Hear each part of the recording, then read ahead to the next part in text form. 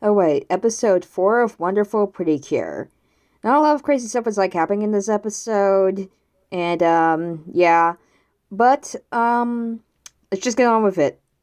So we basically started off with the morning and Mayu and her cat are looking outside, seeing their ma and all that stuff. And we have been seeing them a lot in the previous episodes, of course. But now we're gonna finally learn a little bit of details about Mayu and her cat. And also her mom seems to say nah a lot when she is out humming to herself. Like she's an actual cat. And this is also the day where they finally opened the Pretty Holic store and all that stuff. And during this, Mayu is nervous, saying she says it's her mother's too adventurous, a different version of her, saying because she's all shy and nervous and anxious and everything like that. But she's happy that she has Yuki to be by her side during those moments of when she's feeling worried and stuff like that. She kind of reminds me when I go into that phase in my life where I do go through this type of phase where I get worried way too much than I should. So I kind of relate to Mayu when she does this. But also her relationship with her cat just reminds me of my relationship with my cat Valkyrie. I think you've seen her in some of my YouTube videos or shorts, but she's just she's just Yuki, but she's a black cat instead of a white one. But yeah, back into the episode. So they were able to save the Kittering rabbit in the last episode, and so they went to Nico Garden and talked with Mei Mei. Satoru was with them. They also were writing down locations about where the Gargars have appeared and all that stuff and what type of egg they come out of. But that's all they have figured out yet. And that maybe from what Satoru is saying, that if we track down their locations where they've last been seen and the type of egg, we can spot them out more and do the stuff that they have to do in this episode and all that for fighting the Garagarus. Because they don't actually do the hand-to-hand combat and fight Pretty Cure normally does. They just chase them around. And I don't know if anyone reads those little notepads that I put in the descriptions of my videos called the dots. Well, I did not mention it in the episode 3, but I'll mention it here just a little bit. So from what I know is that someone on the Pretty Cure Reddits, and I saw a post of mentioned about the article about the head writer or runner of the show saying that there's not going to be a lot of fights and everything like that, except they're just going to be chasing the animals that have been corrupted into Garagarus around and all that stuff.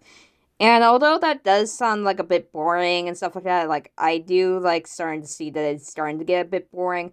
But I kind of also understood the reason to it as these animals, the Nico animals that have been turned into Garagarus, are also victims themselves. So it makes sense why not to hurt them and just help them.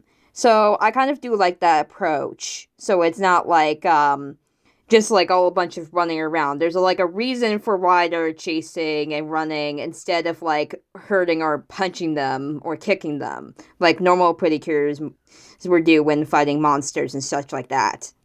Because this is also a kid show too, so spreading violence towards the animals is not a good thing for Toei to be doing when they're making a show like this. So yeah, you kind of see the understanding of why they're doing that. So I understand. Hopefully we might get some hand-to-hand combat fighting when the villains show up in the show. Because honestly, I think they deserve it more than those poor animals that they turn into monsters.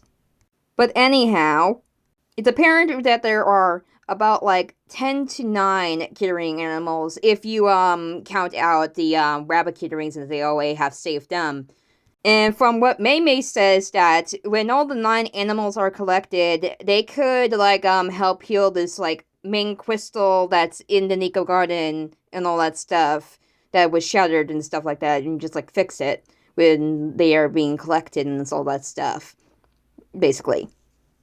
That's basically, we already know, like, the importance of the curing animals by collecting them would, like, fix that broken crystal in the middle of the garden, which, like, the broken crystal, like, seems to be, probably some kind of, like, power source, or, like, a place that, like, the power source that, like, probably, like, keeps, like, Nico Garden safe and all that stuff. Well, it probably was not really that safe, whatever, like, the villains did to attack. But who knows, we don't have any idea who the villains are. I just like hope they do not repeat the mistake like they did in Hirogar Sky Pretty Cure. If you know what I'm talking about, you know what I'm talking about. I made an overview on Hirogar Sky, and I talked about this issue that I had with the show. So if you actually wanted me to, like, speak more about that, I definitely recommend that video. But, so, like, just like Iroha and Komugi just, like, decide to leave because they want to become the first customers of the Pretty Holic store that just is opening up today and all that stuff. And, like, Mei is upset with them when they don't, like, listen and stuff like that. And, like, Satoru says that, don't worry, they, like, that's usually what, like, Iroha is like. She's like, once there's something that she wants to do, she goes straight for it and all that stuff. And, like, maybe really like Satoru a lot. It's like, oh man. Got Satoru, who's, like, becoming friends with Mei, and that is cute, too, at the same time. But I hope Daifuku does not get jealous of this. But, yeah, they kind of, like, went to the Pretty Holic store. We met Mayu, and she put makeup onto Ira's face, and they chatted a bit and all that stuff. And, Komogi was not allowed to come into the store because of the scents and stuff like that, which is, like, concerned about the animals. Like, I've recently heard about, like, that story about, like, a dog that ate a bunch of money, and I don't know why I'm bringing it up here, but I'm bringing it up here anyway. But I kind of, like, understood when, like, Mayu's mother was mentioning about that the scents might be is not really good for dogs and all that stuff. So, like, yeah, that is definitely, like, a concern and all that stuff, and that the, are pushing, like, that, like, facts about animals. So, like, little kids kind of, like, I think they, even though they don't know, like, a lot about animals, but those little, like, hints to that kind of, like, put stuff out to, teach kids, saying, oh, okay, they can't have this or something like that. Like, tiny little words, it's just, like, basically just, like, copy it. But so, like, I need to, like, focus on the episode again. And, like, so, like, Komogi had to, like, become a human and all that stuff. And they had to, like, lie about, like, how there's two Komogis and stuff like that. Even though it's the same Komogi. And, like, Komogi really, like, likes talking to, Yuki. Even though, like, it's obviously, like, Yuki was curious in the beginning. But she's, like, saying, oh my gosh, I'm going to regret this talking dog girl or whatever she is and all this stuff.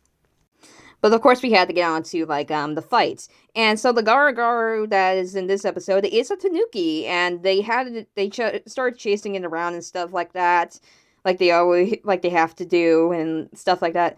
But they couldn't catch up to it, and then, like, Friendy thought of, like, what she also, like, thought when she was, like, thinking about, like, Mayu's, anxiousness and stuff like that. She implied that knowledge that when she was talking to Mayu and noticing, even though Mayu didn't really mention all these stuff about her life or something like that just yet, but she was able to, like, but it's, like, it's definitely shows that Iroha is able to, like, sense that, even though, like, they don't even talk about it. And she was able to, like, use this knowledge to apply it to the Tanuki and stuff like that for them to be able to come and help it and heal it with their, like, hug purification and send it back to the Nico Garden and all that stuff.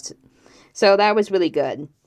And then, like, at the end of the episode, Iroha went back to the Pretty Holic store and gave Mayu a gift, a little walking bag, which she also carries, Komugi and hers, and that they have it at the salon, and she gave one to, like, Mayu so she can put Yuki inside and go walking with her. So that is also really sweet and nice.